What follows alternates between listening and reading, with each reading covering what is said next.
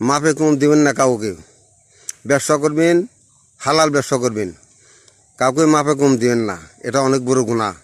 মাপে কম দেওয়াটা অনেক বড় গুনাহ। মাপে কাউকে কম দিবেন না। আল্লাহর কাছে আপনাকে দায়ী থাকবেন।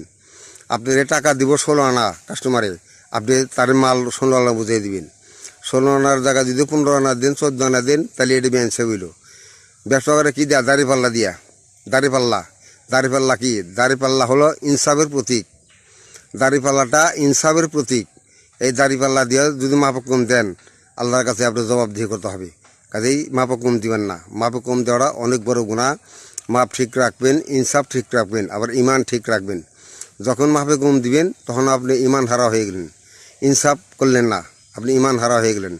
কাজেই মাপ, আল্লাহ কোরআনুল কারীমে বলছে যে মাপে কম দিবা না, মাপে ঠিক দিবা।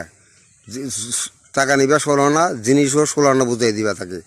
মাপে কম দেওয়াটা অনেক বড় গুনাহ, অনেক বড় অপরাধ। কাজে এই অপরাধ কখনো করবেন না। মাপে কম দেবেন না কখনো।